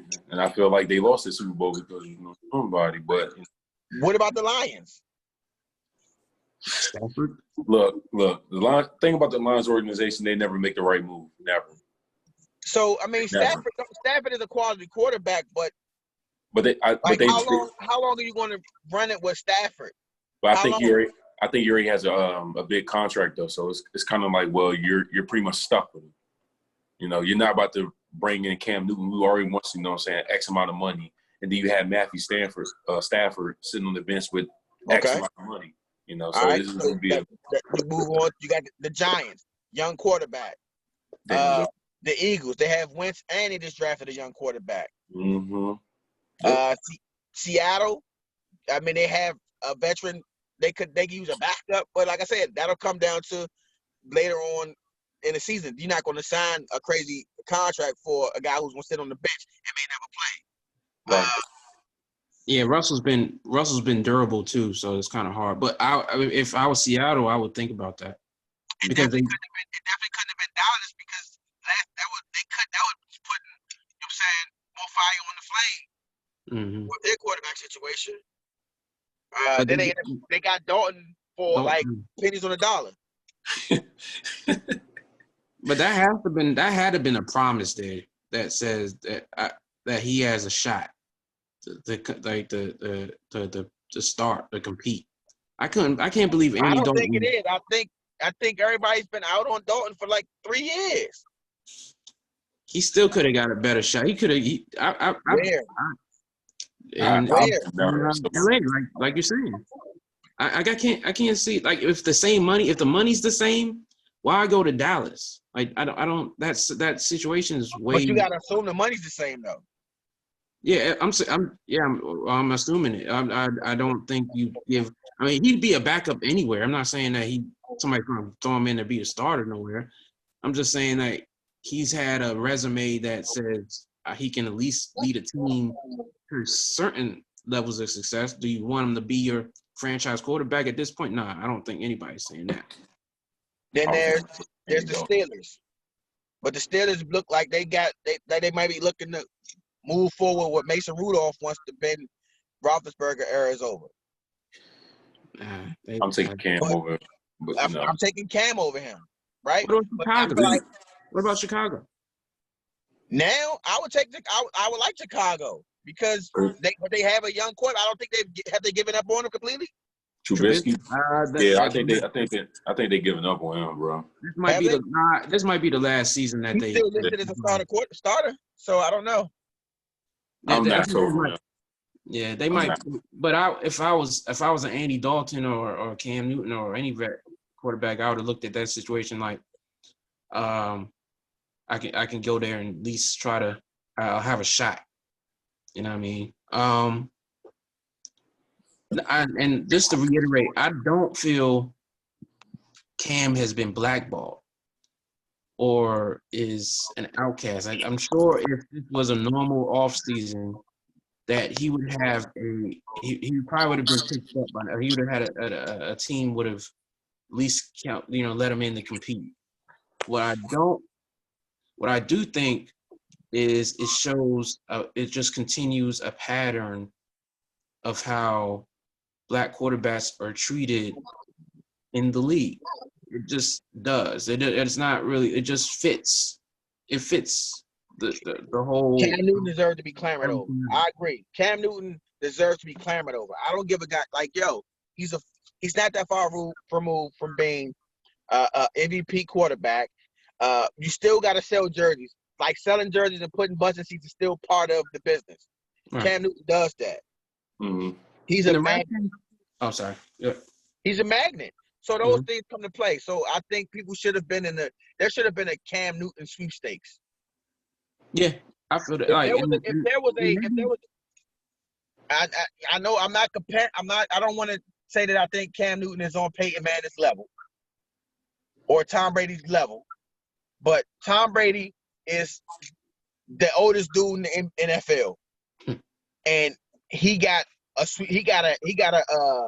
sweepstakes. Mm-hmm. Peyton Manning arm was done. Yeah, noodle. The smartest QB probably ever to do it. The most cerebral, but he was noodle arm, and he got a sweepstakes. Mm-hmm. Cam should have got that. I agree. Yep. Cam should have got that. Mm-hmm. Do you But think I think what happens is it's goes back to the media. It's the media. People spin, and they don't. And Cam Newton is his own man. He does it hype. I mean, just think about it. He was dabbing, and they hate like they villainized him for dabbing. Mm-hmm. Aaron Rodgers he does a celebration, the double check? Yeah. and there was no dialogue about that. It was all good. Matter of fact, other people were doing it. They were mimicking it. They liked it. But because the Panthers came out of nowhere, they were not the team expected to be that team. They went 15-1. They came into everybody's city and beat the brakes off of them. And people don't forget. So guess what?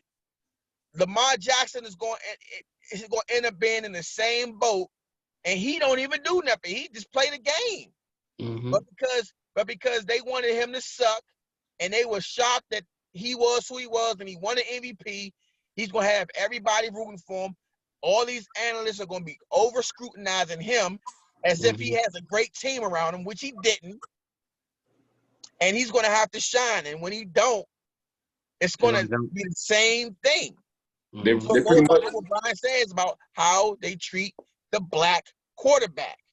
But you gotta think though, T. They already kind of like bashing them when they lost in the playoffs, the first game in the playoffs. Oh, Everybody was up and for Lamar Jackson through the whole entire season. Cam led the Panthers to a 15-1 season.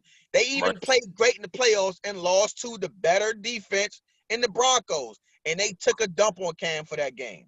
And they only based it off one play though, because he ended up in football. It's crazy, right? He should have dove in football though. So he should have dove in that football though, you know. Bro, listen, I said the same thing, but hindsight, he still ended up getting hurt the next season anyway. No, it's the Super Bowl, bro. Super Bowl. Go get in that power, bro. Get on in there, boy. What you doing? Boy, get on in there. What you doing? But Brenda. Yeah, but you know, it's like what you said. The media, you know, they portray certain images on people, man, and it's like that one play didn't dictate that entire game as the reason why they lost. You know, like it's crazy. You know, they try to make it seem that Cam Newton is a bad guy. They don't like it. The media does not like Cam Newton. You can look at anytime they lose, it's always a soundbite where Cam Newton is getting into it with some reporter, or he's saying something and they making him sound like he's chauvinistic. Not saying he is or not. Now, I'm not here to defend those allegations or those opinions. I'm just saying that's what the media is offering. And he's another player who, you mean to tell me this dude been in the league for how long? He's had how many interviews? And the only time I really hear anything is either you putting a camera on his crazy outfits or something he said that's off the cuff. Never, you know, we had a good game, That's why Marshawn Lynch never liked talking to the media, because he was hip. Like, bro, y'all always want me for the bad stuff. I just had a whole bunch of good stuff for my first 5 years, and y'all ain't said nothing about it. But the first time I kirked out, now I get some pub. I'm good on y'all. Y'all good. Go over there. Do y'all thing over there. I'm good over here. I think it's crazy that they had that in their contract anyway. Right. That they have to talk to the media. Why is talking to the media in your contract? Because it's free marketing. It's free marketing. They should be paid extra to talk to the media, but they're not. They're not. So that's why, like Kevin Hart, and that's like I don't want to go way off topic, but that's what Monique was fighting for. She didn't want to go over to Europe without getting paid extra to go over to Europe to promote a movie. Right? That's what Kevin Hart does. Like, I need certain such money if I'm going to promote it on IG, and this much money I'm going to promote it on Twitter, or I'm going to be on my YouTube channel promoting it. The difference is Kevin negotiated those things up front Yeah, Like, free. oh, this is what you get. Is it really free? Because you paying him premier money to get all that. You already know that he has a lot of followers. You already know he has this network. Monique, baby, you don't have that. All I'm asking you to do is go over there and promote the movie. But it's because you're not getting paid, sweetie. If this movie is a success, that's good for you. Help this movie be a success. You know, so are you satisfied with the movie just not, you know what I'm saying, having as much eyes on it? Like, it's dead now, and she got her special, got a special-ish. It's an ish, because it's not a full special. She hosted a special that she put some comedians together, and it was a great show. I'm glad she did it. Thank you, Showtime, for giving her that platform. Netflix, shame on you. Y'all should have figured something out. You know, you could have saved face and came back and sat at the table with her again. I'm sure it could have happened. You know what I'm saying? But, you know, whatever. It's just Yeah, I didn't mean to turn this into. No, it's cool. Moody, That's Moody what we do. That's what we do. But you know what I'm saying? Oh, well, I got something else I want to talk about, but we'll talk about it. We'll talk about it in a second. Gee, we gonna wrap up this NFL talk, and I'm gonna say something. You want to talk about Cap, or you want to finish with Cap? We good. I'm done with Cap. Yeah, I'm good with what we. All right, so I said we needed a third topic, and it just came to me. We got a new versus battle coming up. Oh yeah, I saw that. Yeah. Alicia Keys for Juneteenth, Alicia Keys versus John Legend. Yeah. And the reason why I want to talk about it is because I feel like we're sort of pioneers on this show, because I get to take credit because it's my podcast as yours. Felicia said it, but I'm taking that credit because she was the first one to propose a mixed gendered battle. So this will be the first mixed gender battle, right? And it's gonna be interesting. And I feel like, I think this is going to be good for them because they are still relevant artists.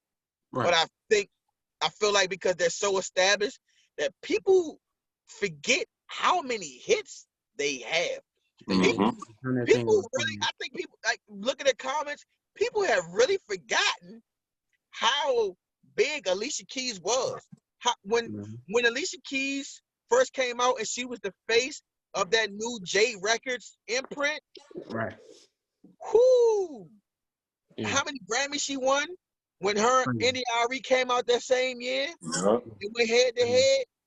Crazy. That Fallen played on the radio everywhere. 2 seconds. Crushed the building. And it's still hard, but it's still a great song. Like I can still listen to Fallen. Like, and I heard that way too many times. You know, I love that album because she sang the Brian McKnight song, and that Brian McKnight song is the song that Martin proposed to Gina on Martin. It's my favorite. That's my favorite scene on Martin of all time, is when Martin proposed to Gina, and he's like, "Just keep them closed. I'm about to blow for you, girl." And then Brian McKnight came out the cut, and he started singing. She sang that song, or like an interlude of that song on her album. I was like, "Yo, this is my album." I listen to that album all the time. At the time, I listened. Past this, I listened to it all the time. I don't listen to it as much anymore. I have bits and pieces of the albums in my playlist, sprinkled. Yeah. Right. But I don't listen.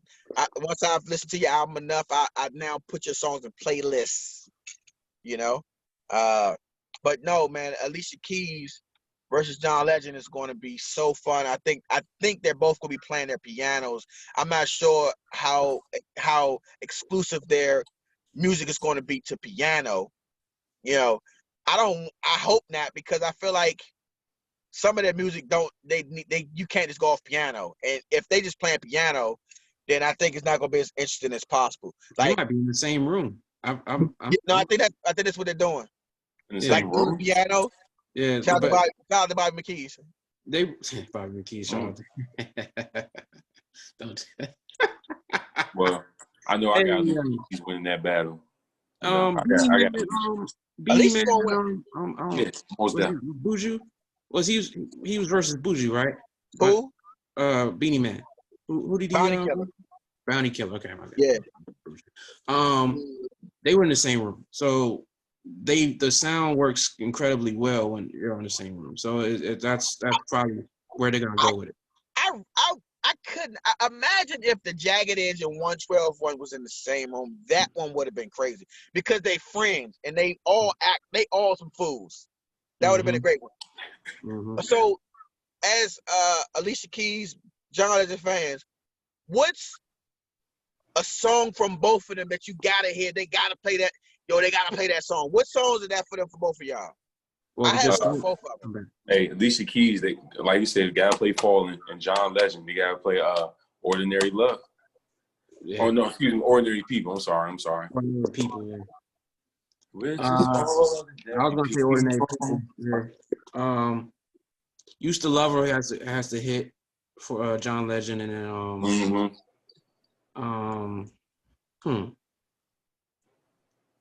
Alicia Keys got so many. Empire State has to hit for Alicia Keys too.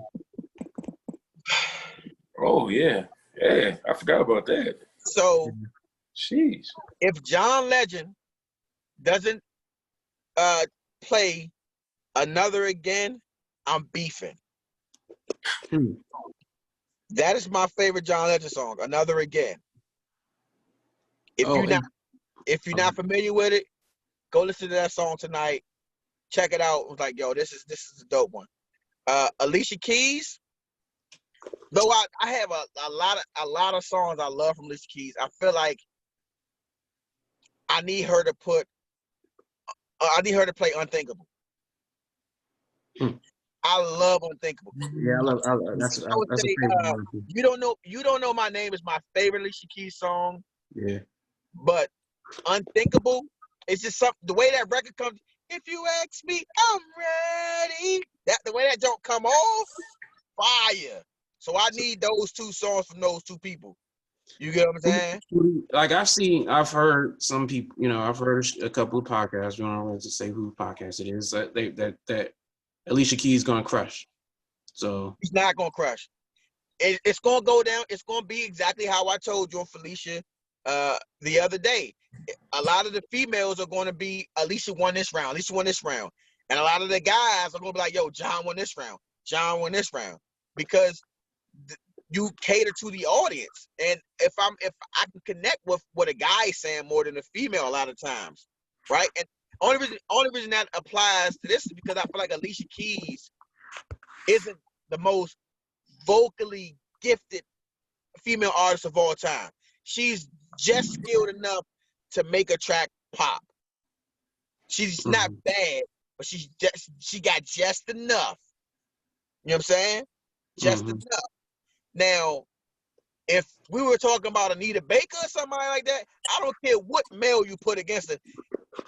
You probably gonna lose if I'm scoring and you going against Anita Baker. You get what I'm saying? Because that's just Anita Baker. Mm-hmm. But Alicia Keys, like it's gonna be fun. It's not gonna be Nelly Ludacris. Oh my God. It's not gonna be this lopsided score that people maybe think it's going. Nelly shouldn't have been in the same room, G. Yeah, they definitely should have been in the same room. Hey, listen. I said I had an either or for you. Okay. I had an either or. Mm-hmm. Right. This goes to the gamer in you. Real. Okay. So I guess it. Okay, I'm gonna lay it out for you. Super Mario 3. Mm-hmm. Or Sonic the Hedgehog. Ooh. Yeah. Super Mario 3. Which is the original Sonic the Hedgehog? The original one. Yeah, because I think Sonic the Hedgehog came up. I think that was that. Part 2 was good too, though. Part 2 was good too, but part Super Mario 3 and I love Sonic, bro. So do I. Yeah, I might have to hit Sonic on that one, bro. I'm not about to give you an easy one. I haven't decided yet. Hold on, wait. I'm just thinking. I just said I love Sonic. I haven't, because that's the first one where Mario could fly and all this other wild shit, like with the tail. Underwater and flying. Yep. I might have to go with Sonic though, bro. Like I grew up on that playing on Sega, man. I gotta go with Sonic.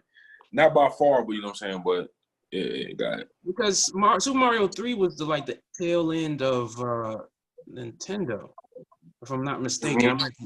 Or beginning of Super Nintendo. And Sega Genesis, that was Super Sonic Nintendo. was the shit. Like Sonic, you couldn't. Mario 3 it was the launch of Super Nintendo. That was like one of the launch pads for Super Nintendo. Okay. So yeah, I remember playing that game a lot too. I played both. Crazy. We played. See, so Rail, I would expect you to say Sonic because that's right there when you started playing video games. But for us, we played Super Mario 3 the same amount of almost time we played Sonic. Honestly, I think I remember beating Mario 3, and I don't remember ever beating Sonic. I can't remember. Well, then again, you know what could sway my decision though, because remember I never had a Super Nintendo. I always went to my friend's house and played the joint. Yeah. We had the second in the crib, bro. The Sonic was on the game, G. We playing that every night, bro. You know what I'm saying? So that probably be a little biased towards it, but that Sonic hit though, bro. It hit. You be catching all the rings, the next thing you know, ping. So got all my rings back, G. In a little special mode. I even had a Mario birthday. I had a Mario thing birthday. Mario was like everything to video games. Period. I mean, we played everything that had anything to do with Mario. We even watched that horrible Mario Brothers movie. Mm-hmm. You know what I'm saying? Mm-hmm. We watched that. So it's tough. But I'm gonna take. Damn, it's tough. It's so. It is, bro. I stopped myself. I'm like, oh, I'm taking. Nah, I can't do it. All right, Brian. Okay. It's on me. Yeah. I'm gonna go with Sonic because Mario 3. Even though Mario 3 was next level Mario, we seen Mario before. Sonic was something new, something different. Yeah, Sonic was game completely changer. different. Like, game changer. Yeah, exactly. Yeah. I gotta go with Sonic. I'm taking Mario 3. Okay. You know why? Because not only did Mario 3 give other games the blueprint on how to make their games and have like it be fun and stuff like that. Mm-hmm. But if there's no Mario 3, there's nothing to push Sega to come out with a Sonic. True. Like you needed Mario 3. Like it's like Michael Jordan. If there's no Mike, there's no Kobe. There's no LeBron. Mm-hmm. They don't exist. That step, like it was such a big step that it's like, yo, the only like we thought the league was gonna be dead after Jordan left. So it's like, boom. How do you outdo Super Mario Brothers 3? I mean, then you end up getting Mario Kart and all that. Oh my goodness! Like so that whole lane was Mario 3 started all of that because it had Yoshi, it had yeah. You're right. Bro, you get the frog suit, you be underwater. Yo, Mario 3 was lit, bro. Yeah, I love Mario 3 was we were kids when Mario came out, and we still have fond memories of it. We were more our memories are more adept to Sonic, and we're still comparing them. So I have to take Mario 3. No, I'm gonna stick with Sonic, but respect everything you said is the facts. It's all facts. That's my either or for this week. I was thinking about it. I said I got one for him. It's gonna be a good one. I respect y'all, so it's 2-1 Sonic over Mario Brothers 3. But I'm easily swayed to say Sonic because I love Sonic. Fam, you can't say like the music in Sonic was like everything about Sonic was different. Like we heard, like man, it's tough, man. It's tough. Mario 3 was dope. Hey, listen, fellas, I've reached my destination. Okay. We are at the end of the road. We about to Facts. wrap this one up. Real, you got any final words for us? Man, see me on Call of Duty, man. You know it, G. Hey, yeah, G. I'll be in the building in a couple weeks. Hawk Squad, Hawk Squad, Hawk Squad. I'll be in the building. It's been a long road, and I'm not gonna like spill everything on the podcast, but You're not gonna pull a Kyrie? nah. But I have not been at 100% capacity as far as living life for a year and a half, and in a couple weeks, hopefully everything goes well, and it betters everybody, not just me, but everybody. So I'm in a good state, and when we get on them sticks, I love some COD. So you don't have to tell me nothing. I'm gonna get on them sticks. So I'm ready to do that. So I want to shout out to all the people who are putting, continue to share Black-owned businesses on your Instagrams, your Twitters, your YouTubes, any platform where you can share some, even if you aren't the person purchasing them. Somebody that follows you may like it, may have the money to purchase something. Right. Share it. You come across it, you ain't doing nothing else, just share it. Mm-hmm. And then if you do purchase it, then you can be like, yo, I bought this, and you can give a critique on it. You can say da-da-da-da, good, da-da-da-da. But yo, we need to be showing love. We need to be each other's advertisement agencies. Yeah. We need to take the power out of the people who don't want us to prosper. Mm-hmm. We need to do it ourselves. We have platforms. I just want to see people continue to share. So if you have, we don't charge nobody for no promo here. We ain't got there yet. So for right now, if you have a product, a business, an idea that you want us to advertise, to repost, to share, to comment on, to give you feedback on, to give you an opinion on, hit us up on the ride up. You can hit me up. You can hit Brian up. You see our tags. You can hit up, and then make sure you subscribe. At least do that part, baby. That's all we ask is subscribe. Yeah. And hey Brian, can you show them the shirt again? Yes, sir. We got merch. We got merch. Hey, it's on the ride up. Y'all have a good one. All right. Peace.